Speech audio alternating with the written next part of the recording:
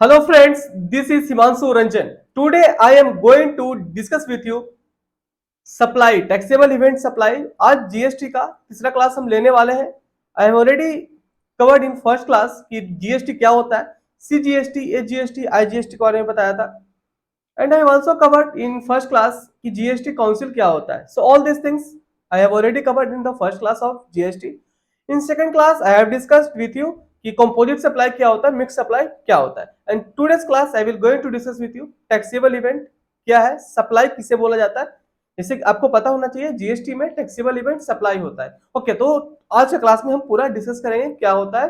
Okay, तो कैसे tax लगता है, एवरीथिंग टुडेस क्लास में आज हम डिस्कस करने वाले हैं। आज के क्लास में जो हम डिस्कस करेंगे, यहाँ पे टॉपिक्स आप देख सकते हो। इन today's class I will discuss with you scope of supply, definition बताएंगे आपको कि गुड्स एंड सर्विसेज का डेफिनेशन क्या है एज पर जीएसटी लॉ।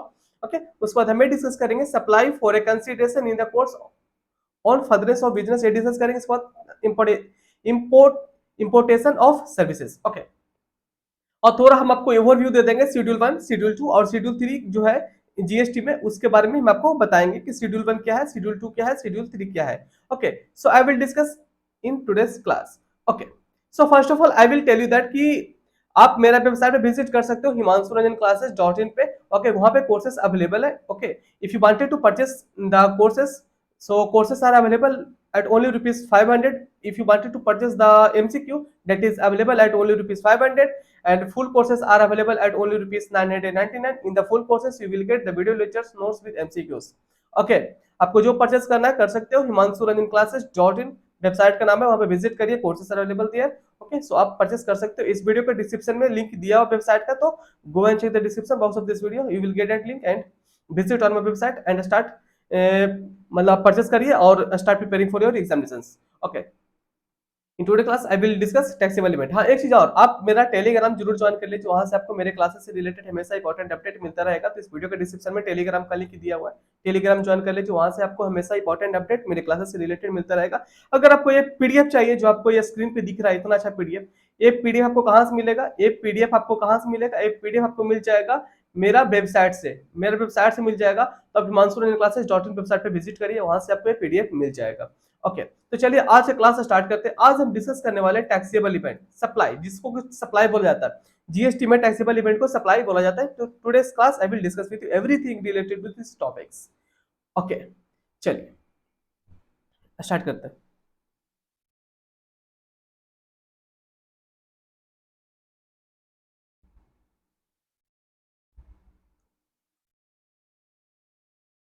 जैसे देखिए, जीएसटी जीएसटी इनडायरेक्ट टैक्सेस के अंदर आता है। ओके, जैसे कि इसमें लेवी, लेवी मतलब जीएसटी लगता कब है, ठीक है। लेवी टैक्सेबल इवेंट कब होता है, टैक्सेबल इवेंट कब होता है, कब ऐसा इवेंट होता है कि वहां पे टैक्स लग सकता है, ठीक है। जैसे कि नॉर्मली आपको पता होना चाहिए, जैसे जीएसटी लॉ में कौन कौन लोग टैक्सेबल, मतलब टैक्सेबल पर्सन में आते हैं। टैक्सेबल पर्सन किनको किनको कहा जाता है, कौन सा सेक्शन है जो कि बताता है कि अगर ये लिमिट क्रॉस करने पे उसको टैक्स देना पड़ेगा, तो उसी पर्सन जिसको टैक्स देना पड़ता है उसको टैक्सेबल पर्सन बोल जाता है, ठीक है। और जब वो देता है किसी एक ट्रांजेक्शन को टैक्सेबल इवेंट बोला जाता है, ठीक है। तो मैं आपको थोड़ा बता देता हूँ, जो सेक्शन 22 है जो कि बताता है कि कौन कौन लोगों को जीएसटी में रजिस्ट्रेशन लेना चाहिए, रजिस्ट्रेशन लेना पड़ेगा। और सेक्शन 22 बताता है, उसमें लिमिट है 10 lakh 20 lakh. Okay, so I will discuss in this topic later, अगले क्लास में, आगे के क्लास में हम डिस्कस करेंगे, ठीक है। आगे के क्लास से जो भी होगा उसमें डिस्कस करेंगे, धीरे धीरे हम लोग आगे करके बढ़ेंगे। जीएसटी हम आपको जितना भी आपका एग्जामिनेशन में पूछता है, so I will cover everything related to this topics. Okay, तो जितना भी कुछ पूछेगा हम आपको जरूर कवर अप कराएंगे। तो रजिस्ट्रेशन का जो चैप्टर्स है वो आपको हम आगे क्लासेस में लेंगे, जो भी पहले जरूरत है वो पहले मैं वो कवर अप कराऊंगा, ठीक है। इसके बाद हम आपको आईटीसी का लेंगे, जैसे कि इनपुट टैक्स क्रेडिट है, वो सा क्लासेस लेंगे। पहले हम आपको जितना भी जो सप्लाई से रिलेटेड है वो हमको आपको पहले कवर अप कराएंगे, ठीक है। टैक्सेबल इवेंट क्या होता है, टैक्सेबल इवेंट वही होता है कि जैसे कोई भी एक ट्रांजेक्शन कर रहा है, तो ट्रांजेक्शन कर रहा है तो डेट मीन्स कि अगर उस पर टैक्सेबिलिटी आ रहा है तो उसको टैक्सेबल इवेंट बोला जाता है। तो टैक्सेबिलिटी कब कब आएगा और कौन कौन टैक्स देता है, ठीक है। तो जो सेक्शन 22 के अंदर आएगा उसको टैक्स देना पड़ेगा, और जो सेक्शन 24 के अंदर आएगा, सेक्शन 24 अंदर, सेक्शन 24 मतलब कि क्या हो गया कि तो कंपलसरी हो जाता है कि उसको रजिस्ट्रेशन लेना ही पड़ेगा। तो अगर उसको कंपलसरी का रजिस्ट्रेशन लेना ही पड़ेगा, जैसे ई कॉमर्स वाले के, अगर उसको कंपलसरी है कि रजिस्ट्रेशन लेना ही पड़ेगा, तो ऑब्वियस सी बात है ना, अगर उसको कंपलसरी है कि रजिस्ट्रेशन लेना पड़ेगा तो टैक्सेबल पर्सन के अंदर आएगा। ठीक है। और सेक्शन 22 में है कि उसको एक लिमिट है कि 10 लाख 20 लाख को डिपेंड करता है, स्टेट टू स्टेट वेरी करता है कि इसको क्या लिमिट है। ओके, सो उन लोग भी टैक्सेबल पर्सन आ जाता है। अगर उन लोग भी कुछ अगर ट्रांजेक्शन कर रहे हैं तो ट्रांजेक्शन करते हैं तो टैक्सेबल इवेंट के अंदर आता है। ओके, चलिए आगे बढ़ते हैं।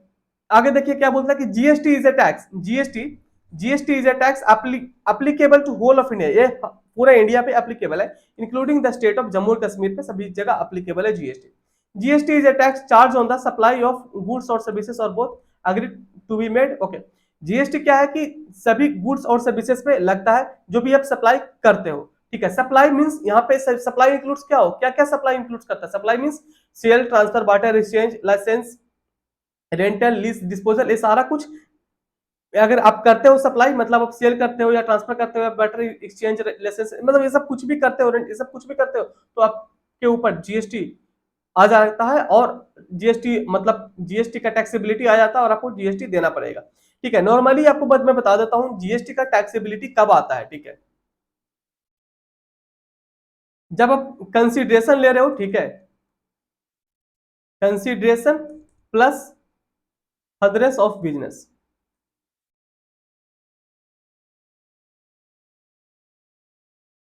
Furtherance of business. ओके, तब जाकर के एक सप्लाई, सप्लाई होने के लिए ये दोनों चीज नॉर्मली कंपलसरी होना चाहिए। जब एक सप्लाई होता है तो कंसिडरेशन होना चाहिए, उसके साथ साथ फंडरेंस ऑफ बिजनेस होना चाहिए। अब देखो सप्लाई इंक्लूड्स क्या क्या सप्लाई इंक्लूड्स करता है, sale, transfer, barter, exchange, licence, rental, disposal. हम आपको यहाँ पे एक बहुत अच्छा पिक्टोरियल फॉर्म में यहाँ पे दिया हुआ है, पिक्चर फॉर्म में आपको बेहतर समझ आएगा। ठीक है। सप्लाई इंक्लूड्स क्या क्या करता है, सप्लाई इंक्लूड्स करता है sale, transfer, barter, exchange, licence, rental, please disposal. Okay, अब यहाँ पे देखो सेल मींस क्या हो रहा है कि normally normally use for goods. देखिए नॉर्मली आप सेल कर रहे हो गुड्स को। ठीक है, normally use for goods. In case of service it will be considered as provision of services. ठीक है, समझ में आ गया कि कुछ भी अगर आप सेल कर रहे हो या फिर आप सर्विसेज प्रोवाइड कर रहे हो, कुछ भी कर रहे हो, तो वो अगर आप सेल कर रहे हो तो वहां पे उसको सप्लाई बोला जाता है। ठीक है, टैक्सेबल मतलब सप्लाई मतलब टैक्सेबल इवेंट को यहाँ पे सप्लाई बोला जाता है। ठीक है, जीएसटी में टैक्सेबल इवेंट मीन सप्लाई हो रहा है तब वहां पे टैक्सेबिलिटी आ जाता है। ट्रांसफर देखिए, ट्रांसफर कर रहा है कोई भी, ट्रांसफर कर रहा है, ट्रांसफर बिटवीन ब्रांचेस के थ्रू, ब्रांचेस को अगर ट्रांसफर कर रहा है between factory to warehouse या फिर factory to factory to department. जैसे कि आपको पता होना चाहिए, जैसे कि जीएसटी में क्या होता है कि कोई भी अगर डिस्टिंक्ट पर्सन है, डिस्टिंक्ट पर्सन या फिर रिलेटेड पर्सन का से अगर कोई अगर ट्रांसफर करता है गुड्स मटेरियल कहीं भी, तो वो उसको ट्रांसफर अगर हो जा रहा है, ट्रांसफर अगर कर रहा है, तो उसके ऊपर सप्लाई उसको टैक्स उसको मतलब सप्लाई बोला जाता है। अगर वो सप्लाई बोला जा रहा है तो ऑब्वियस बात है उसके ऊपर टैक्सेबिलिटी आ जाएगा, जीएसटी लग जाएगा। ठीक है। डिस्टिंक्ट पर्सन और क्या बोलता है रिलेटेड पर्सन, मैं आपको बताएंगे इसी क्लास में बताऊंगा, रुक रुक किया भी। देखिए आगे फिर बार्टर, अगर आप बार्टर करते हो तो उसमें भी सप्लाई, उसको भी वो भी सप्लाई के अंदर आता है, मतलब यहाँ पे भी आपको टैक्स लगेगा, जीएसटी लॉ लगेगा यहाँ पे। ठीक है, टैक्सेबल इवेंट यहाँ पे भी होगा तो सप्लाई के अंदर आ जाएगा। यहाँ पे देखिए बार्टर, कोई कोई यहाँ पे सेब दे रहा है। ठीक है, एप्पल दे रहा है। ठीक है, कोई यहाँ पे देख लो आप, अनाज है, मतलब यहाँ पे गेहूं दिख रहा है। ठीक है, किसी को गेहूं चाहिए तो किसी को ये सेव चाहिए। ठीक है, तो ये वाटर कर रहे हैं। ठीक है, फिर एक्सचेंज देखिए, किसी को ये वाला बुक चाहिए, चाहिए वाला बुक, किसी को फाइल चाहिए, किसी को फाइल चाहिए, तो दोनों एक्सचेंज कर रहे हैं। यहाँ पे भी जीएसटी आता है। लाइसेंस, कोई भी अगर लाइसेंस दे रहा है, लाइसेंस का कोई बिजनेस को लाइसेंस देता है तो उस पर भी जीएसटी आता है। ठीक, वो सप्लाई के अंदर आता है तो वैसे बात है जीएसटी पर आएगा, टैक्सेबिलिटी आएगा जीएसटी का। कोई भी अगर रेंटल इनकम से कमा रहा है तो उसको उसके ऊपर भी जीएसटी आता है। कोई भी अगर लीज लीज पे कोई भी मशीनरी या कोई भी प्लांट वगैरह दे रहा है, ठीक है, तो सब कुछ बिजनेस है तो उस पर भी जीएसटी आता है, सप्लाई के अंदर आएगा तो बेस बात है जीएसटी उस पर भी आएगा। कोई भी अगर डिस्पोजल कर रहा है, कोई भी अगर मशीनरी है, ठीक है, कोई भी मशीनरी उसको सेल कर रहा है after completion of its life, उसको एक लाइफ होता है ना, एक हमेशा एक आपको पता होना चाहिए हर एक मशीनरी का एक यूजफुल लाइफ होता है। वो एक यूजफुल लाइफ कंप्लीट होने के बाद कि उस मशीनरी को आप यूज नहीं कर सकते तो बेस बात उसको डिस्पोज करोगे। जब उसको डिस्पोज करोगे तो उस टाइम डिस्पोजल के समय और बेसिक बात है आपको कुछ ना कुछ वहां पे ऐसे कंसिडरेशन मिलता है जब आप उसको डिस्पोज करते हो। तो उस टाइम आपको कुछ भी अगर कंसिडरेशन मिलता है मींस के कुछ भी ऐसे स्क्रैप वैल्यू आपको कुछ भी मिल जाता है, कुछ तो पैसा मिल जाए जब आप उसको स्क्रैप पे बेचते हो तो उसके ऊपर भी उसको भी सप्लाई के अंदर रखा गया, दैट मींस उसके ऊपर भी टैक्सेबिलिटी आएगा, तो मींस उसके ऊपर भी जीएसटी लगेगा। ओके, जैसे कि आप देख लो यहाँ पे कुछ भी सप्लाई होने के लिए क्या क्या है जरूरी होता है, जरूरी क्या क्या होता है सप्लाई के लिए। सप्लाई होने के लिए जीएसटी में पहला तो कंसिडरेशन होना चाहिए, इसके साथ साथ क्या होना चाहिए, इन द कोर्स और फर्दरेंस ऑफ बिजनेस होना चाहिए। सप्लाई होने के लिए जीएसटी में क्या क्या होना चाहिए, कंसिडरेशन होना चाहिए, उसके साथ साथ इन the course of furtherance of business होना चाहिए, तब जाकर के जीएसटी लग जाएगा, जीएसटी लग जाएगा, जीएसटी लग जाएगा। समझे बात को? चलिए आगे देखते हैं। यहीं पे देख लीजिए, आपको बेहतर और समझ आएगा। जैसे कि यहाँ पे इंक्लूजन मतलब कि सप्लाई यहाँ पे है, ठीक है जी। सेक्शन 7, ये सेक्शन हम लोग अभी जो डिस्कस कर रहे हैं सेक्शन 7 क्लॉज ए, उसका sub clause, section 7 clause 1, section 7 clause 1, फिर sub clause A of CGST act हम लोग अभी डिस्कस कर रहे हैं। इसके अंदर क्या क्या इंक्लूजन है, मतलब क्या क्या आता है। जैसे कुछ भी अगर आप सप्लाई कर रहे हो, सप्लाई ऑफ गुड्स और सर्विसेज और बोथ मेड और agree to be made consideration by a person in, यहाँ पे सीधा से यही बोल रहा है, सप्लाई अगर आप कर रहे हो ना, सप्लाई कर रहे हो, सप्लाई तभी माना जाएगा जब आपका कंसिडरेशन होना चाहिए, जब आपका कंसिडरेशन होना चाहिए, साथ साथ furtherance of in the course of furtherance of business होना चाहिए। ठीक है, कंसिडरेशन होना चाहिए, जैसा कि आपको मैं पहले बता दिया हूं। ठीक है, कंसिडरेशन होना चाहिए, इसके साथ साथ फर्दरेंस ऑफ बिजनेस होना चाहिए।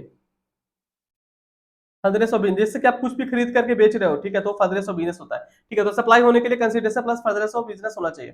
फिर देखिए, ये भी सप्लाई के अंदर आएगा। कुछ भी अगर आप इंपोर्ट कर रहे हो, कुछ भी आप इंपोर्टेशन ऑफ सर्विस ले रहे हो, ठीक है, फॉर ए कंसिडरेशन बेटर और not in course of furtherance of business. Suppose कुछ भी आप इंटीरियर डिजाइन मतलब कराने के लिए अपने घर में आप इंटीरियर कराने के लिए ऑफिस में या घर में कहीं से भी आप बुलाए, ठीक है, इंडिया का बाहर से, ठीक है, उसके लिए आप क्या क्या दिए, इंपोर्टेशन ऑफ सर्विस का चार्जेस आप दिए, ठीक है, इंपोर्टेशन ऑफ सर्विस, ठीक है, तो उसके लिए आप इंपोर्ट का चार्जेस आपको लगा, ठीक है। उसके साथ साथ आपको ओबियस बात है, आप मंगाए तो कंसिडरेशन लगा ना, इंपोर्ट किए, ठीक, उसको आप पैसा दिए तो कंसिडरेशन लगा। पर यहाँ पे क्या है कि जो ये फर्दरेंस और जो बिजनेस है ना, ये जो फर्दरेंस ऑफ बिजनेस जो आपको दिख रहा है, ये फर्दरेंस ऑफ बिजनेस, ये फर्दरेंस ऑफ बिजनेस इसमें नहीं है, फर्दरेंस ऑफ बिजनेस इसमें नहीं है, इसमें नहीं है, ठीक है, खाली कंसिडरेशन है, तो भी ये सप्लाई माना जाएगा।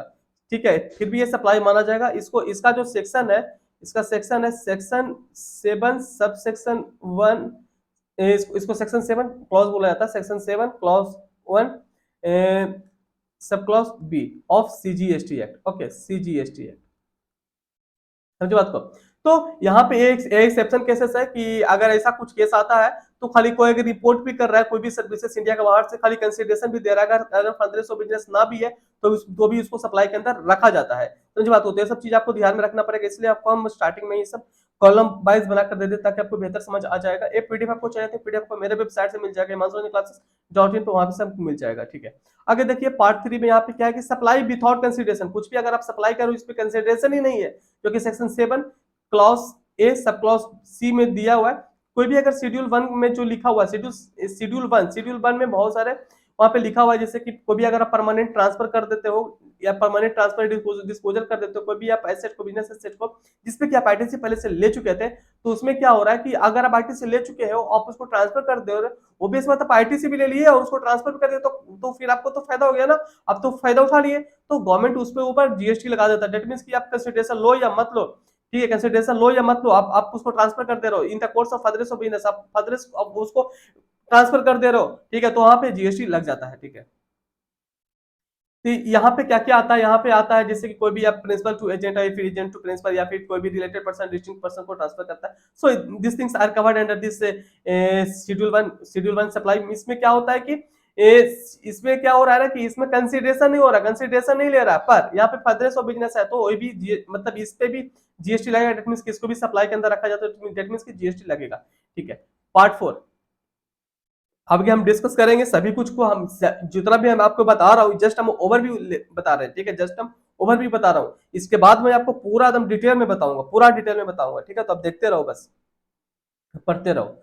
देखिए यहाँ पे क्या है, activity to be treated as supply, activity to be treated as supply goods, activity to be treated as supply of goods और सर्विसेज। किसको सप्लाई ऑफ गुड्स बोला जाए, क्या किसको फिर सप्लाई ऑफ सर्विसेज बोला जाए, किसको सप्लाई ऑफ गुड्स बोला जाए, किसको सप्लाई ऑफ सर्विसेज। कौन सा शेड्यूल है जो कि बताता है कि कौन है गुड्स, कौन है सर्विसेज, कौन है गुड्स, कौन है सर्विसेज, कौन है गुड्स, कौन है गुड्स सर्विसेज, कौन बताता है, शेड्यूल 2। ओके, एक है शेड्यूल 3, जैसे मैं आपको बताया था कि जीएसटी में 3 शेड्यूल है। शेड्यूल 1 क्या बताता है, शेड्यूल 1 बताता है कि कंसीडरेशन ना भी है, कंसीडरेशन नहीं भी है, फिर भी उसको सप्लाई बोला जाता है। शेड्यूल 2 क्या बताता है? शेड्यूल 2 ये बताता है कि कौन सा है गुड्स, कौन सा है सर्विसेज, कौन सा है गुड्स, कौन सा है सर्विसेज। शेड्यूल 3 क्या बताता है? शेड्यूल 3 ये बताता है कि ये सब चीज करने से, ये सब ट्रांजेक्शन करने से, ठीक है, इस पर जीएसटी एप्लीकेबल नहीं होता, जिसमें मतलब कि इस पे जीएसटी नहीं लगता है, ठीक है। ये नेगेटिव लिस्ट में रखा गया है। आगे हम लोग देखते हैं supply as per GST law. Okay, supply जैसे कि वही चीज हम लोग ऊपर जो देखे तो वही चीज लिखा हुआ है कि all the form of supply goods और सर्विसेज और both sale transfer barter exchange जो भी हम लोग किए कंसीडरेशन होना चाहिए, कंसीडरेशन के साथ साथ कोर्स और फर्दरेंस ऑफ बिजनेस होना चाहिए, तो सप्लाई के अंदर आएगा। एक्टिविटी और transaction by person other than individual, ये सब कोई भी आप अगर एक्टिविटी कर रहे हैं, द एक्टिविटी और ट्रांजेक्शन बाय ए पर्सन, कोई भी एक्टिविटी और ट्रांजेक्शन कर रहे हैं पर्सन अदर देन इंडिविजुअल, कोई भी अदर देन इंडिविजुअल के साथ, टू और मेंबर कॉन्स्टिट्यूट बस पर्सन, आप डिफर्ड पेमेंट ले रहे हैं या फिर अदर वैल्यू कोई भी कंसीडरेशन ले रहे हैं या डिफर्ड पेमेंट ले रहे हैं, तो ऑब्वियस बात है कंसीडरेशन ले रहे हैं तो दैट मींस को सप्लाई के अंदर आ रहा है, दैट मींस उस पर जीएसटी एप्लीकेबल हो जाएगा।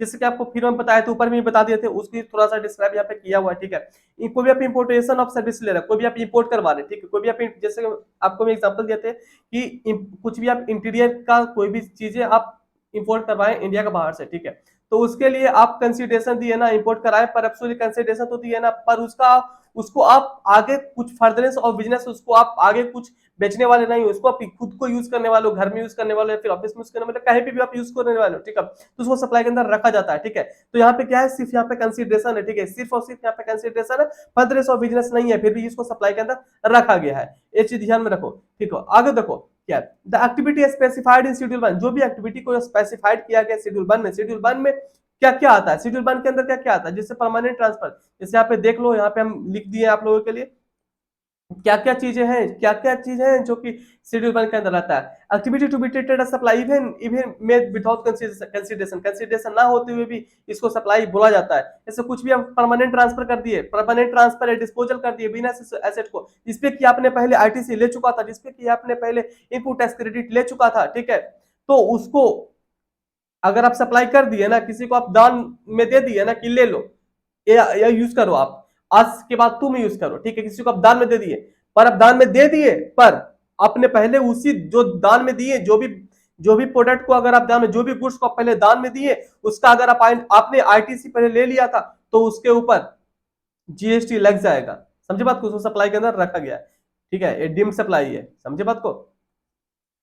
आगे देखो सप्लाई ऑफ गुड्स और सर्विसेज, सप्लाई ऑफ गुड्स, कुछ भी आप सप्लाई कर रहे हो, सब कुछ भी सप्लाई कर रहे हो गुड्स और सर्विसेज, बोथ बिटवीन, कुछ भी आप सप्लाई कर रहे हो किसी एक रिलेटेड पर्सन को और बिटवीन डिस्टिंक्ट पर्सन को सप्लाई कर रहे हो, ठीक है, एज पर सेक्शन 25, कुछ भी अगर आप सप्लाई कर रहे हो, ठीक है, सप्लाई ऑफ गुड्स और सर्विसेज बिटवीन रिलेटेड पर्सन, कुछ भी रिलेटेड पर्सन मतलब क्या होता है ना कि जैसे देखिए कोई भी कंपनी में किसी का अगर होल्डिंग है 25% शेयर का, ठीक है, 25% शेयर का तो होल्डिंग है, तो ऑब्वियस बात है वो रिलेटेड पर्सन होगा। कोई भी अगर पार्टनर है किसी बिजनेसमैन का, किसी भी एक बिजनेस का है कोई पार्टनर है, वो सब भी रिलेटेड पर्सन के अंदर आएंगे, ठीक है। और रिलेटेड पर्सन में क्या है, जो भी आपके फैमिली में मेंबर है, ठीक है, आपका ब्रदर सिस्टर, आपके स्पाउस, आपके पेरेंट्स, तो जो भी है, तो ये सब रिलेटेड पर्सन के अंदर आते हैं, फादर मदर जो भी है, ठीक है, तो ये सब रिलेटेड पर्सन के अंदर आते हैं। और बात की जाए between distinct person, supply of goods, supply of goods और services between distinct person, related तो बता दिया, डिस्टिंक्ट पर्सन क्या होता है, डिस्टिंक्ट पर्सन मैं आपको अभी बताता हूँ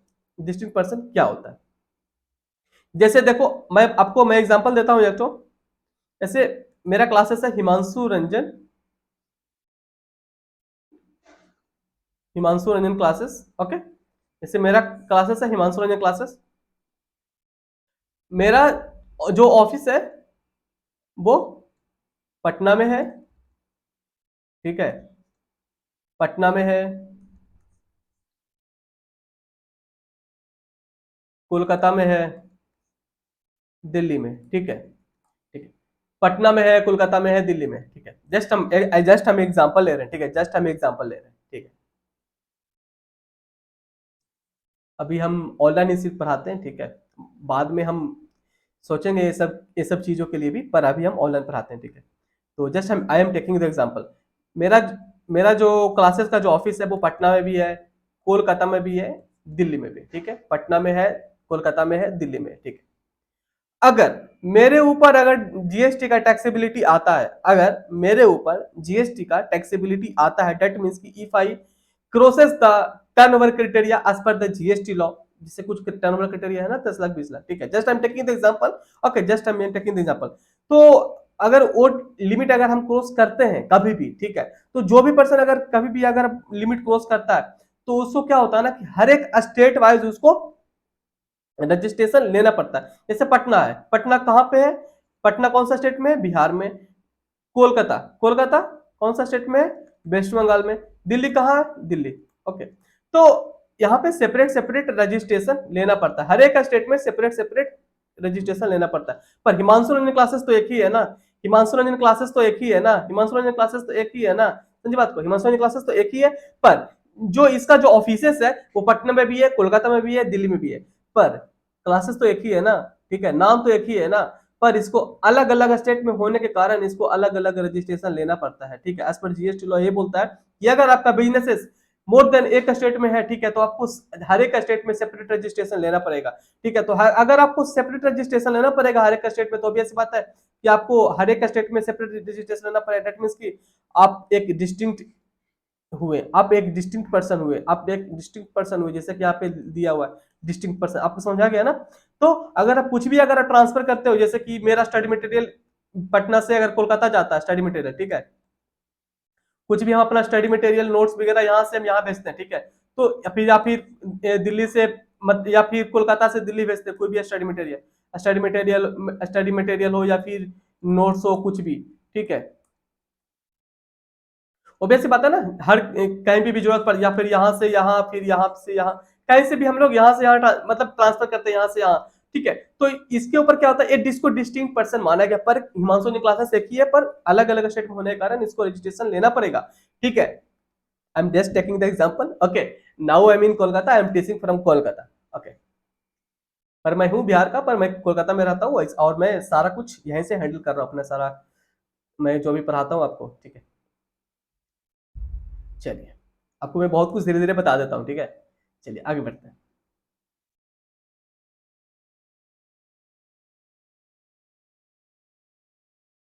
आप देखते होंगे बहुत बहुत बार हम पटना का एग्जांपल क्यों लेते हैं, क्योंकि हम बिहार से, इसलिए हम बिहार का एग्जांपल लेते हैं। और हम कोलकाता का भी एग्जांपल क्यों लेते हैं, क्योंकि हम कोलकाता में ही बहुत सालों से रहते हैं, इसलिए हम कोलकाता के भी एग्जांपल लेते हैं, मुझे अच्छा लगता है। अच्छा, आगे देखते हैं। सप्लाई ऑफ गुड्स, कुछ भी अगर आप सप्लाई कर रहे हो, supply of goods, supply of goods between principal to agent. देखिए, कोई भी अगर सप्लाई कर रहा है गुड्स, सप्लाई ऑफ गुड्स कर रहा है, सप्लाई ऑफ गुड्स कर रहा है प्रिंसिपल टू एजेंट, कोई भी अगर प्रिंसिपल है वो एजेंट को सप्लाई कर रहा है गुड्स, ठीक है। तो प्रिंसिपल जो सप्लाई करता है गुड्स, प्रिंसिपल सप्लाई करता है गुड्स एजेंट को, भी कुछ भी कंसिडरेशन नहीं लेता। तो ऑब्वियस सी बात है, प्रिंसिपल अगर दे रहा है एजेंट को, कुछ भी सप्लाई कर रहा है, भेज रहा है कुछ भी सामान, कुछ भी गुड्स या कुछ भी, तो ऑब्वियस बात है ना, बेचने के लिए ही उसको सेंड कर रहा है, उसको रखने के लिए तो कर नहीं रहा है। तो ऑब्वियस बात है, यहाँ पे जीएसटी बोलता है कि अगर देखो तुम प्रिंसिपल, तुम अगर कुछ भी ट्रांसफर कर रहे हो एजेंट को, मानते हैं कि तुम उससे पैसा नहीं ले रहे हो, ठीक है, मानते हैं कि तुम पैसा भी नहीं ले रहे हो, अभी पैसा ले रहे हो, पर बाद में जब वो सेल करेगा उस पर तुम पैसा लोगे ना, जब वो सेल करेगा उस पर तुम पैसा लोगे ना, तो वो भी ऐसी बात है, इसको जीएसटी में इसको डीम्ड सप्लाई के अंदर रखा गया, ठीक है, समझी बात को। आगे देख लो आप, एक और है supply, supply of goods, supply of goods between agent to principal. कोई भी अगर एजेंट प्रिंसिपल को अभी ट्रांसफर करता कोई भी गुड्स, तो वो भी डीम्ड सप्लाई के अंदर आएगा, मींस शेड्यूल 1 के अंदर आएगा, इसके ऊपर भी जीएसटी एप्लीकेबल होगा, ठीक है। तो आई होप सो कि आई हैव डिस्कस एवरीथिंग, ठीक है। जैसे कि यहाँ पे हम डिस्कस किए थे कि the activity specified in schedule 1 made और agree to be made without consideration, ठीक है। तो यहाँ पे अगर कंसीडरेशन नहीं भी है, ठीक है, कंसीडरेशन नहीं भी है शेड्यूल 1 में, तो भी इसको सप्लाई के अंदर रखा जाएगा, जीएसटी लगेगा, पर यहाँ पे फर्दरेस ऑफ बिजनेस होना चाहिए, ठीक है। आगे देखिए, आगे देखिए क्या बोलता है, गुड्स किसे बोलते हैं। जैसे हम लोग गुड्स गुड्स कर रहे हैं, तो गुड्स होता क्या है, गुड्स के अंदर किसको किसको रखा गया है, सर्विसेज में किसको किसको रखा गया है जीएसटी लॉ में। पहले देखिए गुड्स किसको रखा, गुड्स मींस जो भी आप गुड्स के बारे में आप जो भी पढ़े होंगे वही यहाँ पे भी डिफिनेशन दिया है। Every kind of movable property, जितना भी मूवेबल प्रॉपर्टी है ना, जैसे ये पेन है, ठीक है, ये पेन है, ये मूव कर रहा है, एवरी मूवेबल प्रॉपर्टी, कुछ भी मूवेबल प्रॉपर्टी है, ये बाचेस है, ठीक है, बाच है, ए घड़ी है, ठीक है, ए वॉच है, तो इसको ए भी मूव कर रहा है, ठीक है, तो ओबीएस बात है, कुछ भी अगर मूव कर रहा है ना तो वो मूवेबल प्रॉपर्टी के अंदर आता है, ठीक है। तो बेस बात है every kind of movable property, तो मूवेबल प्रॉपर्टी जो भी है वो गुड्स के अंदर आता है, ठीक है। और जीएसटी में सबसे अच्छा डिफिनेशन क्या दिया कि सर्विसेज क्या बोलते हैं, सर्विसेज क्या होता है, एनीथिंग अदर देन गुड्स, कुछ भी अगर है, अगर गुड्स नहीं है ना तो सर्विसेज है, कुछ भी अगर गुड्स नहीं है ना तो सर्विसेज है, anything other than goods, anything other than goods is services, ठीक है। जैसे कि यूज ऑफ मनी, ये कुछ भी अगर आप मनी को यूज करके उसको कन्वर्जन करते हैं कैश और फिर any other mode which is separate consideration उसे चार्ज करते हैं, ठीक है। ऑब्वियस बात, कुछ भी कंसिडरेशन आप मनी यूज करके कमाई करते हैं, कुछ भी उससे एक्स्ट्रा इनकम जनरेट कर पाते हैं, जैसे कि इंटरेस्ट और लोन और डिपॉजिट, कुछ भी करते हैं तो वहां से पैसा को यूज करके कन्वर्ट करते हैं आप, जैसे कि कोई भी डॉलर को यूज कर करके आप उसको कन्वर्ट कर रहे हो रुपीस में और वहां से कुछ भी कुछ कमीशन आप ले रहे हो, ठीक है, तो वहां से आप कुछ भी इनकम जनरेट कर पा रहे हो तो वो सर्विसेज के अंदर आता है, ठीक है। चलिए हम लोग यहाँ पे देखते हैं every kind of movable property, उसको बोलते हैं गुड्स। सेक्शन देख लीजिएगा, सेक्शन 2 क्लॉज 52 बोलते हैं गुड्स के बारे में, और सेक्शन 2 क्लॉज 102 बताते हैं सर्विसेज के बारे में। Every kind of movable property goods के बारे में बताते हैं, ठीक है, जितना भी मूवेबल प्रॉपर्टी है उसको गुड्स के अंदर रखा गया है। इसके साथ साथ जो एक्शनेबल क्लेम है, ना उसको भी गुड्स के अंदर रखा गया है, ठीक है। एग्जांपल में क्या क्या है, transfer of unsecured debt, insured insurance debt या फिर right to arrear of rent, ठीक है, ये सब चीजें हैं जो कि एक्शनेबल क्लेम के अंदर रखा गया है, और एक्शनेबल क्लेम को जीएसटी में ऐसे गुड्स के अंदर रखा गया है, ठीक है। ये भी गुड्स के अंदर रखा गया है। ग्रोइंग क्रॉप्स मींस कि कोई भी growing crops grass things attached to or forming part of the land which are agreed or severe before supply or under contract of supply. मतलब क्या बोलता है कि जैसे देखिए कुछ भी अगर आप यहाँ पे उगा रहे हो, देखो यहाँ पे ध्यान से देखो, यहाँ पे टमाटर उगा रहा है, देखो टमाटर है, यहाँ पे ये देखो देखो लाल लाल दिख रहा है ना, देखो देखो टमाटर है, देखो ये क्या है, ये आलू है, ये आलू है ना, देखो देखो आलू है, जमीन के अंदर होता है आलू, आपको पता नहीं हुआ तो पता होना चाहिए, जमीन के अंदर आलू होता है, टमाटर जमीन का ऊपर होता है, देखो लाल लाल दिख रहा है, ये क्या है, चलो समझ आ गया ना। कुछ भी अगर हो तो उसको क्या बोल रहा है यहाँ पे, कोई भी चीज अगर जमीन में उगा हुआ है, कोई भी चीज है जमीन में उगा हुआ है, ठीक है, ग्रोइंग क्रॉप्स है, पर जब उसको आप सेल करोगे ना, जब उसको ट्रांसफर करोगे, जब उसको फर्दरेंस और बिजनेस के लिए जैसे जिसको सेल करोगे तो एक जगह से दूसरे जगह करो तो वहां से उसको सीवियर ही हटा सकते हो, वहां से अगर ओबेस बात है ना, वहां से टमाटर को तोड़ सकते हो, तोड़ करके आप लोड कर दोगे ट्रक में चाहे जैसे भी उसको बेचोगे, तो बेस बात तो सीवियर हो रहा है, तो वही बोलता है grass and things attach to a forming part of the land which are agree to be severed, उसको सीवेट मींस को हटा रहे हो, ठीक है, हटा दोगे वहां से बिफोर सप्लाई और यूनिट क्वार्टर सप्लाई, समझ आ गया। टमाटर टमाटर खाते हो आप लोग, चलिए आगे देखते हैं। एक्सक्लूड्स एक्सक्लूड्स मींस कि कौन सा ऐसा चीजें हैं जो कि गुड्स के अंदर नहीं आता है और सर्विसेज के अंदर नहीं आता है। क्या क्या नहीं आता है, मनी मनी है जो कि ना गुड्स के अंदर आता है ना ही सर्विसेज के अंदर आता है, money but shall not include any currency that is held न्यूमरिकेटिव वैल्यू, ओके, ये सब नहीं आते हैं। सिक्योरिटीज भी नहीं आते हैं, ऐसे सेल परचेस आप करते हो, sale purchase of shares, debenture, derivatives, bonds, scripts, mutual funds, right और इंटरेस्ट इन सिक्योरिटीज, तो ये सब चीजें गुड्स के अंदर या सर्विसेज के अंदर नहीं आते। डेट मींस कि अगर गुड्स और सर्विसेज के अंदर नहीं आ रहा तो सप्लाई नहीं है तो बेस पर जीएसटी नहीं लगेगा, ठीक है। आगे देखिए एग्जांपल, डिपॉजिट कर रहे हो आप, ठीक है, डिपॉजिट और withdrawal of money from bank, तो ये सब के ऊपर जीएसटी नहीं लगता। बोरोइंग और रिपेमेंट ऑफ लोन या फिर कन्वर्जन कर रहे हो of currency into coins, okay, अब कन्वर्जन कर रहे हो करेंसी इनटू कॉइंस तो वैसे उस पर जीएसटी नहीं लगेगा। जैसे फिर अगर देखिए यहाँ पे नोट में लिखा हुआ है कि सर्विसेज इंक्लूड क्या क्या इंक्लूड करता है, फैसिलिटेटिंग और अरेंजिंग ट्रांजेक्शन इन सिक्योरिटीज। आगे हम लोग देखते हैं, यहाँ तो हम लोग नीचे का देख लिए थे, रुकिए ये एग्जांपल आप देख लीजिएगा। If some service charges if some service charges और सर्विस फीस और डॉक्यूमेंटेशन फीस और ब्रोकिंग चार्जेस और सच लाइक फीस और charges are charged in relation to transaction in securities same would be consideration, ठीक है।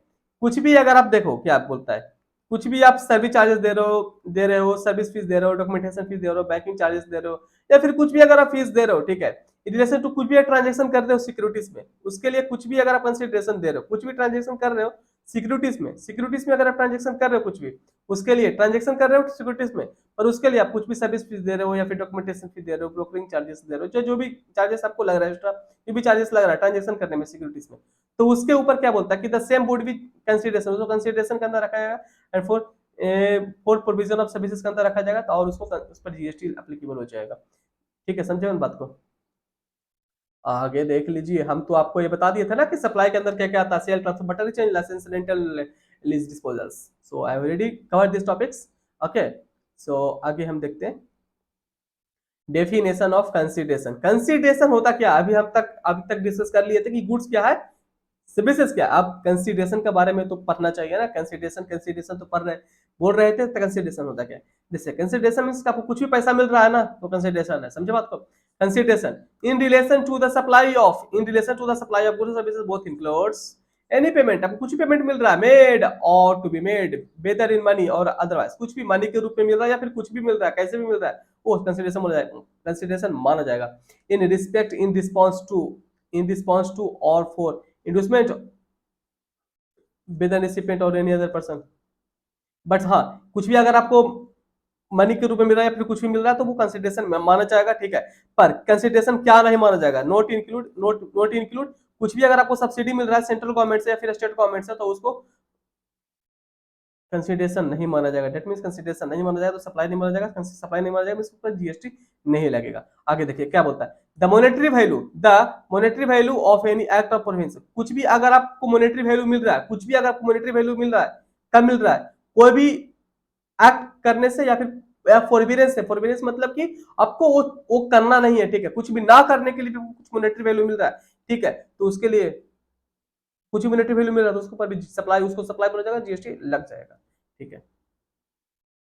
So in respect of in response to inducement or supply of goods or service or both shall not include कुछ obvious बात है, कोई भी अगर आपको subsidy मिल रहा है तो उस पर जीएसटी नहीं लगता। सेंट्रल गवर्नमेंट, हाँ ये चीज ध्यान रखना, कोई भी सब्सिडी मिलता है सेंट्रल गवर्नमेंट और स्टेट गवर्नमेंट से, तभी जाकर के वो जिस पर जीएसटी नहीं है। सिर्फ सब्सिडी जो सेंट्रल गवर्नमेंट और स्टेट गवर्नमेंट से मिलता है, सिर्फ उसी सब्सिडी पे जीएसटी नहीं है, पर उसके अलावा और भी जो भी सब्सिडी देता है तो उसके ऊपर जीएसटी लगता है। सेंट्रल गवर्नमेंट स्टेट गवर्नमेंट के अलावा सब्सिडी मिलता है तो जीएसटी लगेगा, सेंट्रल गवर्नमेंट स्टेट गवर्नमेंट का सब्सिडी पर जीएसटी नहीं लगता है, ठीक है, मतलब किसको वैल्यू ऑफ सप्लाई के अंदर नहीं रखा जाता है। आगे देखिए कौन बोलता है, प्रोवाइडेड मतलब एक्सेप्शन केसेस में होता है।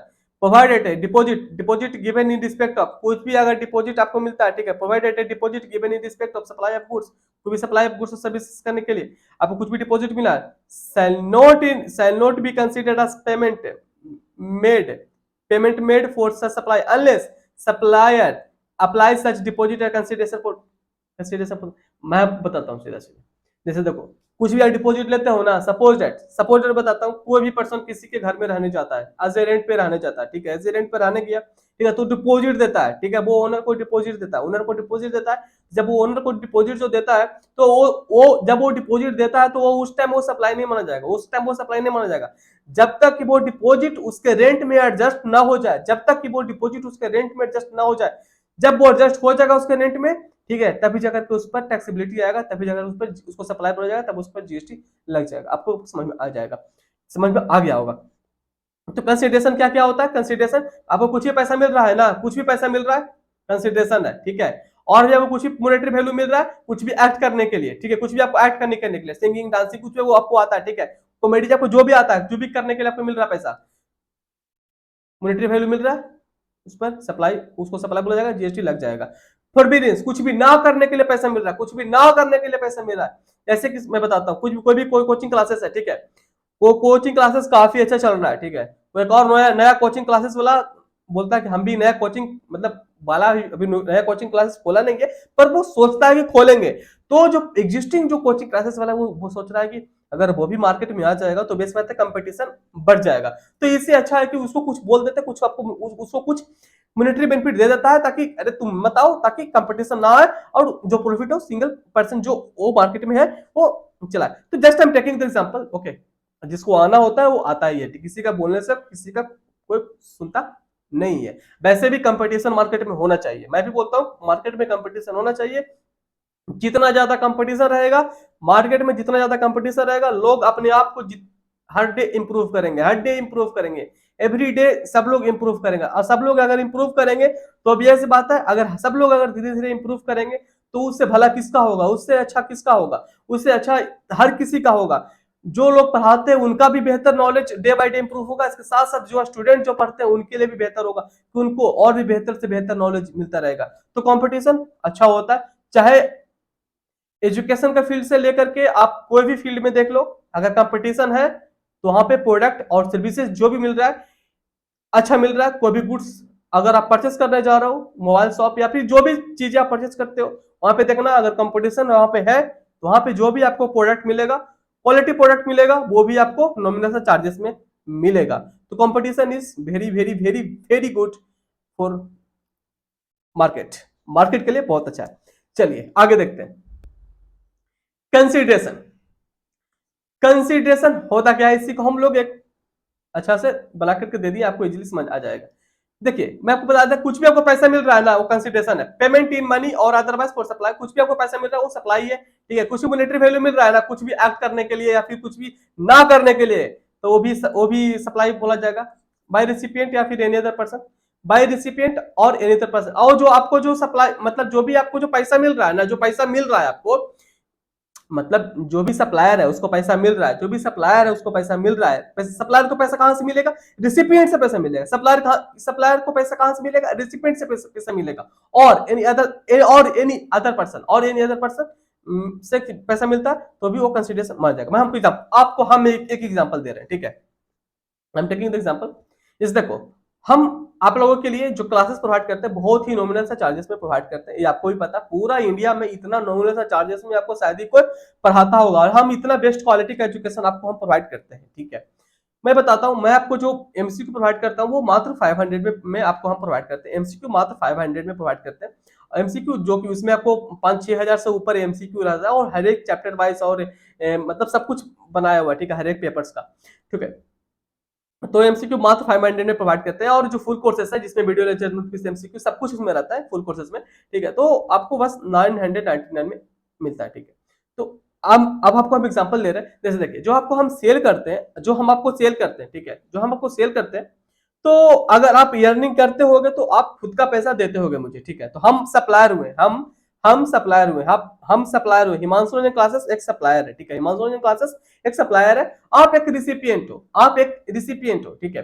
तो आप अगर मुझे पैसा दे रहे हो, अगर आप एमसीक्यू परचेस कर रहे हो तो 500 रुपया दे रहे हो, ठीक है। अगर आप मेरा फुल कोर्सेज परचेस कर रहे हो तो आप मुझे 999 रुपीज दे रहे हो, ठीक है। आप मेरा फुल कोर्सेज परचेस कर रहे हो तो 999 दे रहे हो, ठीक है। अगर आप के पास खुद का पैसा है, अगर आप खुद का पैसा खुद अर्न करते तो बेस बात आपके पास खुद का पैसा होगा तो आप खुद का पैसा पेमेंट करोगे, ठीक है। आप खुद का पैसा मुझे पेमेंट करोगे। पर सपोज दैट आप अर्न अभी नहीं कर रहे हो, ठीक है, आप अर्न नहीं कर रहे हो, आप अपने पेरेंट्स से पैसा लेकर के मुझे दे रहे हो, ठीक है। आप अपने पेरेंट्स से पैसा लेकर के मुझे दे रहे हो 500 रुपया। अगर आप एमसीक्यू परचेस कर रहे हो तो 500 रुपया दे रहे हो, और फिर फुल कोर्सेज परचेस कर रहे हो तो 999 दे रहे हो, ठीक है। तो हम सप्लायर है, हम सप्लायर है, ठीक है, हम सप्लायर है, आप रिसिपिएंट हो, ठीक है। तो हम सप्लायर, तो हमको पैसा रिसिपिएंट से मिले या फिर एनी अदर पर्सन से मिले, हम सप्लायर है, सप्लायर को पैसा रिसिपिएंट से मिले या फिर any other person. Recipient means कि आप हुए, जो पढ़ाई, जो मेरा स्टूडेंट पढ़ाई कर रहा है वो आप, वो मेरा रिसिपिएंट हुआ। या फिर एनी अदर पर्सन कौन हुआ, उनके पेरेंट्स हुए, चाहे उनके ब्रदर हुए, चाहे फिर उनके कोई भी रिलेटिव हो जिनसे वो पैसा लेकर के दे रहा है, ठीक है। तो वो अदर पर्सन हुए। आपको समझ आ गया, समझ आ गया ना, इतना बेहतर आपको समझ आ गया होगा, ठीक है। आगे बढ़ते हैं। हम आपको इतना मतलब इतना अच्छा सा एग्जांपल लेते हैं ना कि ऑब्वियस बात है आपको बेहतर से बेहतर समझ आएगा ही आएगा, ठीक है। और देखिए आगे, deposit to be considered as payment, deposit to be considered as payment only when, deposit to be considered as payment only when the supplier applies such deposit as consideration for the said supply। आपको हम पहले ही बता देते हैं ना, कोई भी deposit है, कोई भी जाता है रूम रेंट लेने के लिए, ठीक है ना। बहुत सारे स्टूडेंट्स जो कि गांव में रहते हैं और शहर में पढ़ने के लिए जाते हैं, तो उन लोग को बहुत ही अच्छा तरीका से पता होगा कि गांव के लोग जब जाते हैं बाहर में पढ़ाई करने के लिए तो रूम रेंट लेते हैं, ठीक है। जब वो रूम रेंट लेते हैं तो उनको कुछ ना कुछ डिपॉजिट देना पड़ता है ओनर को। तो जब डिपॉजिट देना पड़ता है ओनर को, तो ओनर वो डिपॉजिट को तो रख लेता है ना, उस टाइम तो वो एडजस्ट नहीं करता है ना रेंट में, ठीक है, उस टाइम तो एडजस्ट नहीं करता है ना रेंट में। तो डिपॉजिट तब तक उसको सप्लाई नहीं बोला जाएगा, वो डिपॉजिट को तब तक सप्लाई नहीं बोला जाएगा तब तक कि वो डिपॉजिट को रेंट में कंसीडर न किया जाए, जब तक उसको एडजस्ट न किया जाए। और जब वो डिपॉजिट को रेंट में एडजस्ट कर लिया ना, उस टाइम उसको सप्लाई बोला जाएगा, उसके ऊपर जीएसटी लग जाएगा। समझे?